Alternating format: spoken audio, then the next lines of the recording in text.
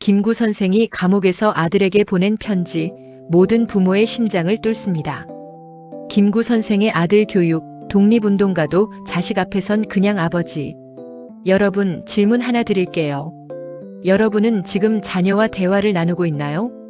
아니면 그저 말을 던지고 있을 뿐인가요? 오늘 제가 들려드릴 이야기는 대한민국 독립운동의 아버지, 백범 김구 선생의 이야기입니다. 그런데 독립운동가로서가 아니라 한 아이의 아버지로서의 김구 선생 이야기예요. 나라를 구한 영웅도 자식 앞에서는 그냥 한 명의 서툰 아버지였습니다. 오늘은 여러분과 함께 김구 선생의 자녀 교육 이야기를 나누려고 합니다. 이 이야기를 듣고 나면 여러분이 지금 겪고 있는 자녀와의 갈등이 조금은 다르게 보일 거예요. 1932년 4월 29일 중국 상하이 홍커우 공원. 윤봉길 의사의 의거가 있던 그날, 김구 선생은 상하이를 급히 떠나야 했습니다. 일본 경찰의 추격이 시작됐고 그의 목에는 60만 원이라는 현상금이 걸렸어요. 지금 돈으로 환산하면 수백억 원에 달하는 금액이었습니다. 그런데 그때 김구 선생에게는 두 아들이 있었습니다. 큰아들 김인, 작은아들 김신. 아버지는 목숨을 걸고 독립운동을 하고 있었고 아들들은 중국 땅에서 불안정한 생활을 이어가고 있었죠. 1935년 김구 선생의 큰아들 김인이 21살이 되던 해였습니다. 김인은 아버지에게 이렇게 말했다고 해요. 아버지, 저는 중국 국민당 군관학교에 입학하고 싶습니다. 군인이 되겠다는 거였어요. 아버지처럼 독립운동의 길을 걷겠다는 의지였죠. 그런데 김구 선생의 대답은 의외였습니다. 안 된다. 단호한 거절이었어요. 왜였을까요? 아들이 독립운동을 하겠다는데 독립운동가인 아버지가 왜 반대했을까요? 김구 선생은 이렇게 말했습니다. 내가 군인이 되면 너는 명령에 따라 총을 쏴야 한다. 그런데 그 총구가 어디로 향할지 내가 선택할 수 없다. 나는 내가 누군가의 도구가 되는 것을 원하지 않는다. 하지만 21살 청년 김인은 아버지의 말을 이해하지 못했습니다. 아버지는 독립운동을 하시면서 저에게는 하지 말라고 하십니까? 아버지는 나라만 사랑하고 자식은 사랑하지 않으시는 겁니까? 부자 사이에 갈등이 생겼습니다. 여러분, 이 장면이 낯설지 않으시죠? 우리 집에서도 벌어지는 일이잖아요. 부모는 자식을 위해 한 말인데 자식은 나를 믿지 못하는 거냐, 나를 사랑하지 않는 거냐며 반발하는 그 장면 말이에요. 결국 김인은 아버지 몰래 중국 국민당 군관학교에 지원했습니다. 그리고 합격했어요. 김구 선생은 아들의 선택을 알게 됐을 때 말없이 고개를 돌렸다고 합니다. 당시 김구 선생 곁에 있던 독립운동가들의 증언에 따르면 김구 선생은 며칠 동안 식사를 제대로 하지 못했다고 해요. 내가 아비로서 부족해서 저 아이를 설득하지 못했구나. 이것이 김구 선생이 남긴 말이었습니다. 여러분, 여기서 잠깐 생각해 보세요. 김구 선생은 아들의 선택을 꺾으려고 강제로 막았을까요? 아니요. 그러지 않았습니다. 아들이 스스로 선택했다면 그 책임도 아들이 져야 한다고 생각했던 거예요. 이게 바로 김구 선생의 자녀 교육 철학이었습니다. 자식을 내 소유물로 생각하지 말라. 자식은 독립된 인격체다. 1937년 중일 전쟁이 발발했습니다. 김인은 군관학교를 졸업하고 중국군 장교가 됐어요. 그리고 전쟁터에 투입됐습니다. 그때 김구 선생이 아들에게 보낸 편지가 남아 있습니다. 이 편지는 현재 백범 김구기념관에 보관되어 있어요. 편지의 내용은 이렇습니다. 이나, 내가 선택한 길이니 책임감을 가지고 걸어라. 하지만 아비는 내가 언제든 돌아올 수 있는 집을 지키고 있을 것이다. 내가 지쳤을 때, 내가 힘들 때 언제든 돌아오너라. 아비는 여기 있다. 여러분, 이 편지를 읽으면서 울컥했습니다. 김구 선생은 아들의 선택을 존중했지만 동시에 아들이 언제든 돌아올 수 있는 안전한 공간을 만들어주고 싶었던 거예요. 이게 바로 부모가 해야 할 역할 아닐까요? 자녀의 선택을 막는 것이 아니라 자녀가 실패했을 때 돌아올 수 있는 곳을 지키는 것. 그런데 우리는 어떤가요? 자녀가 우리 뜻대로 하지 않으면 화부터 내고 관계를 끊으려 하고 너 잘 되는지 두고 보자는 식으로 말하지 않았나요? 김인은 전쟁터에서 살아남았습니다. 하지만 그는 전쟁의 참혹함을 목격했고 결국 군을 떠나기로 결정했어요. 그가 아버지에게 돌아왔을 때 김구 선생은 아무 말도 하지 않았습니다. 잘 돌아왔다는 말 한마디만 건넸어요. 내가 옳았지? 라는 말도 내 말을 들을 걸 그랬지? 라는 말도 하지 않았습니다. 당시 이를 지켜본 독립운동가 엄황섭 선생의 회고록에는 이런 내용이 나옵니다. 백범 선생은 아들이 돌아왔을 때 한참을 말없이 아들의 어깨를 토닥였다. 그리고 조용히 밥상을 차려주셨다. 나는 그 모습을 보며 저런 것이 진짜 아버지의 사랑이구나 깨달았다. 여러분, 우리 자녀들이 실패하고 돌아왔을 때 우리는 어떻게 반응하나요? 그래서 내가 뭐라고 했어? 내 말 안 듣더니 꼴 좋다. 이런 말부터 하고 있지는 않나요?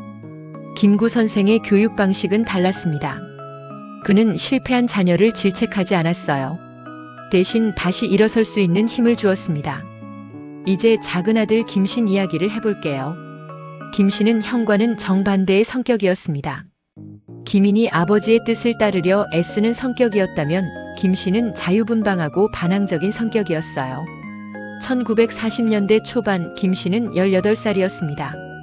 그는 학교도 제대로 다니지 않았고 독립운동에도 관심이 없었어요. 대신 친구들과 어울려 다니고 술을 마시고 때로는 싸움에 휘말리기도 했습니다. 주변 사람들은 김구 선생에게 말했어요. 선생님, 아드님을 좀 혼내셔야 합니다. 저러다가는 큰일 납니다. 하지만 김구 선생의 대답은 이랬습니다. 저 아이도 자기 인생을 살 권리가 있어. 내가 독립운동을 한다고 해서 내 자식까지 그 길을 걸어야 한다는 법은 없소. 당시 김구 선생 곁에서 비서로 일했던 선우진 선생의 증언이 있습니다. 백범 선생은 작은 아들 신이를 혼낸 적이 거의 없었다. 하지만 신이가 다른 사람에게 피해를 주거나 약자를 괴롭히는 일이 있으면 그때만큼은 엄하게 꾸짖으셨다. 내가 방황하는 건 상관없다. 하지만 남에게 해를 끼치는 건 안 된다는 것이 선생의 원칙이었다. 여러분, 여기서 중요한 포인트가 있습니다. 김구 선생은 자녀의 방황을 인정했어요. 방황도 성장의 과정이라고 생각했던 거죠. 하지만 남에게 피해를 주는 것, 약자를 괴롭히는 것만큼은 절대 용납하지 않았습니다. 우리는 어떤가요? 자녀가 우리 기대에 미치지 못하면 모든 것을 문제 삼지 않나요? 공부도 안 하고 게임만 하고 친구들이랑 놀기만 하고. 하지만 그게 정말 문제인가요? 아니면 우리의 기대를 충족시키지 못하는 게 문제인 건가요? 김구 선생은 자녀에게 이렇게 말했다고 합니다. 너희가 독립운동가가 될 필요는 없다. 다만 정직한 사람이 되어라. 약자를 괴롭히지 않는 사람이 되어라. 그것만으로도 충분하다. 여러분께 여쭤보고 싶어요. 혹시 지금 자녀 문제로 힘들어하고 계신가요? 자녀가 말을 안 듣고 공부를 안 하고 방황한다고 느끼시나요? 그렇다면 이 영상을 끝까지 봐주세요. 그리고 주변에 같은 고민을 하는 부모님이 계시다면 이 영상을 공유해주세요. 우리 함께 답을 찾아갈 수 있을 거예요. 1945년 8월 15일 광복이 됐습니다.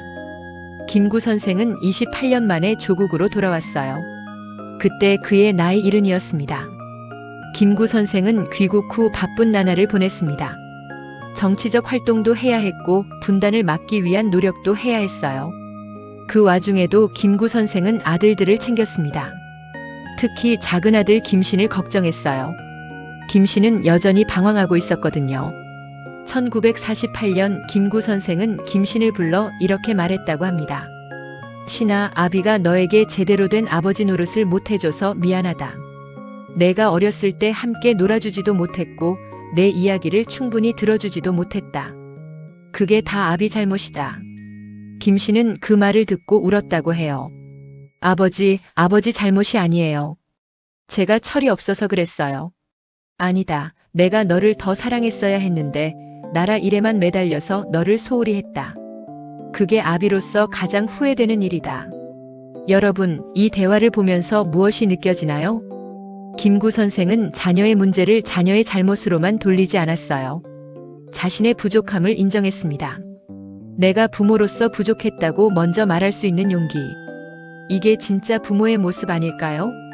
1949년 6월 26일 김구 선생이 안두희의 총에 맞아 서거했습니다.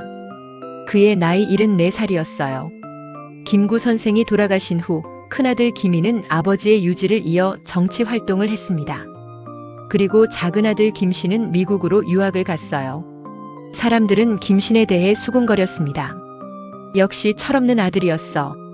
아버지가 돌아가셨는데 미국으로 도망가다니. 하지만 진실은 달랐어요. 김신이 미국에 간 것은 김구 선생의 유언 때문이었습니다. 김구 선생은 생전에 김신에게 이렇게 말했다고 해요. 신아, 너는 내가 하고 싶은 공부를 해라. 형처럼 정치를 할 필요도 없고 나처럼 독립운동을 할 필요도 없다. 너는 내 인생을 살아라. 그게 아비가 너에게 바라는 전부다. 김씨는 미국에서 항공공학을 공부했습니다. 그리고 나중에 한국으로 돌아와서 항공 분야에서 일했어요. 그는 인터뷰에서 이렇게 말했습니다. 저는 아버지의 아들이기 전에 김신이라는 한 사람의 인간으로 살고 싶었습니다. 아버지는 그걸 이해해 주셨어요. 그게 제게는 가장 큰 사랑이었습니다. 여러분, 이 대목에서 구독 버튼을 눌러주세요. 이 채널 엄마의 숨결은 자녀 문제로 고민하는 모든 부모님들을 위한 채널입니다. 여러분의 구독과 좋아요가 더 많은 분들에게 위로와 힌트를 전할 수 있어요. 자, 그럼 김구 선생의 교육 철학에서 우리가 배울 수 있는 것들을 정리해 볼게요. 첫 번째, 자녀를 독립된 인격체로 존중하라. 김구 선생은 자녀를 자신의 소유물이나 연장선으로 생각하지 않았습니다. 자녀도 독립된 인격을 가진 한 사람의 인간이라고 봤어요. 우리는 어떤가요? 내가 낳았으니 내 말을 들어야지. 내가 키웠으니 내 뜻대로 해야지. 이렇게 생각하고 있지는 않나요? 자녀는 부모의 소유물이 아닙니다. 독립된 인격체예요. 그들도 자신의 생각과 감정, 선택권이 있습니다. 두 번째, 자녀의 선택을 존중하되 안전망은 만들어주라. 김구 선생은 큰아들 김인이 군관학교에 가는 것을 반대했지만 결국 아들의 선택을 존중했습니다. 하지만 동시에 언제든 돌아올 수 있다는 메시지를 전했어요. 이게 중요합니다. 자녀의 선택을 존중한다는 것은 방임하는 게 아니에요. 자녀가 실패했을 때 돌아올 수 있는 안전한 공간을 만들어주는 거죠. 내가 실패해도 괜찮아. 엄마 아빠는 여기 있어. 이 한마디가 자녀에게 얼마나 큰 힘이 되는지 아시나요? 세 번째, 방황도 성장의 과정이다. 김구 선생은 작은아들 김신의 방황을 인정했습니다. 저 아이도 자기 인생을 살 권리가 있다고 말했어요. 우리 자녀들이 방황할 때 우리는 너무 빨리 개입하려고 합니다. 이러다가 망하는 거 아니야? 정신 차려야지. 하지만 방황도 필요해요. 그 과정에서 아이들은 스스로 답을 찾아갑니다.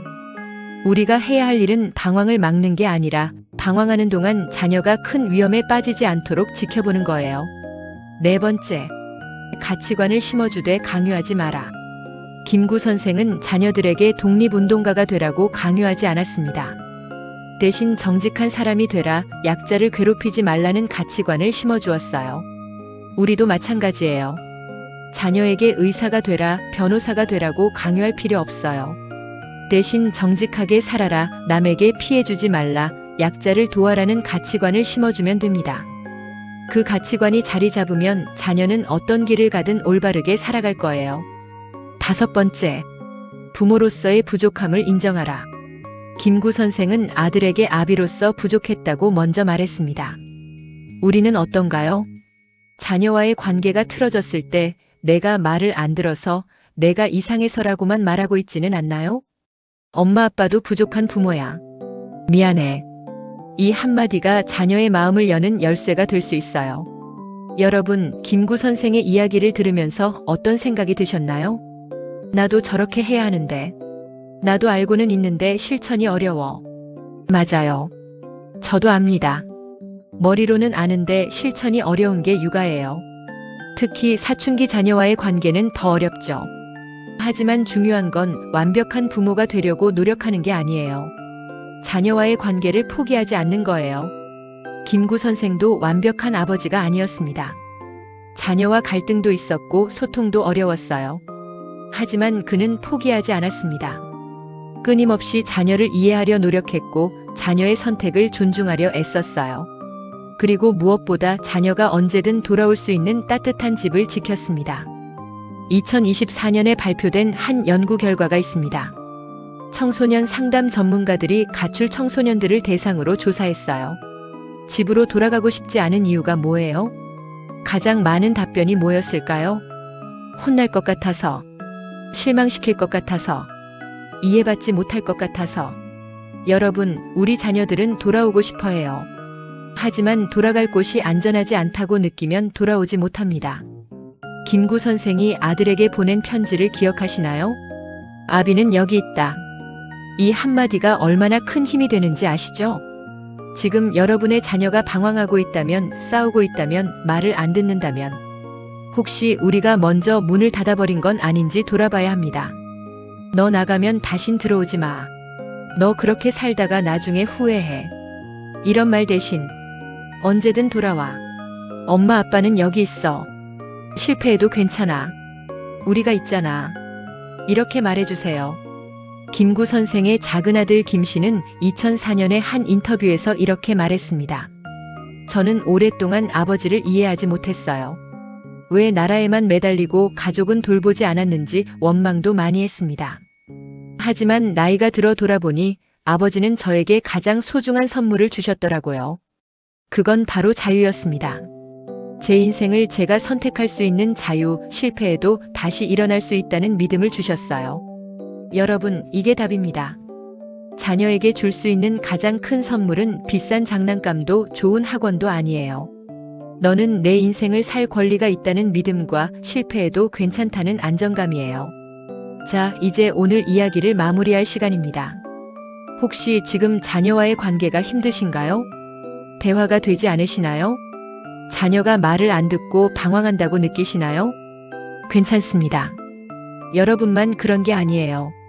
김구 선생도 세종대왕도 이순신 장군도 자녀 교육은 어려웠을 거예요. 완벽한 부모는 없습니다. 하지만 포기하지 않는 부모는 있어요. 오늘부터 작은 것 하나만 실천해 보세요. 자녀에게 이렇게 말해보는 거예요. 엄마 아빠가 부족해서 미안해. 그래도 우리 같이 노력해보자. 이 한마디가 자녀의 마음을 여는 시작이 될 거예요. 그리고 기억하세요. 자녀는 언제든 변할 수 있어요. 지금 방황하고 있다고 해서 평생 그런 건 아닙니다. 김구 선생의 작은 아들 김신처럼 방황 끝에 자기 길을 찾는 아이들이 훨씬 많아요. 우리가 해야 할 일은 그 방황의 시간을 함께 견뎌주는 거예요. 엄마 아빠는 여기 있어. 내가 힘들 때 언제든 기댈 수 있어.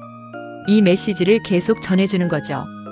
오늘 이 영상이 여러분께 작은 위로가 되었기를 바랍니다. 자녀 문제로 힘들어하시는 주변 분이 계시다면 이 영상을 공유해주세요. 그리고 구독 버튼과 좋아요 버튼도 꼭 눌러주세요. 여러분의 구독과 좋아요가 더 많은 부모님들에게 희망을 전하는 힘이 됩니다. 엄마의 숨결은 앞으로도 계속 여러분 곁에서 함께 고민하고 함께 울고 함께 웃으며 자녀 교육의 길을 걸어가겠습니다. 여러분은 혼자가 아닙니다. 우리 모두 함께 있어요. 오늘도 수고 많으셨습니다. 내일은 더 나은 부모가 되어 있을 거예요. 아니, 더 나은 부모가 아니라 자녀를 더 이해하는 부모가 되어 있을 거예요. 엄마의 숨결이었습니다.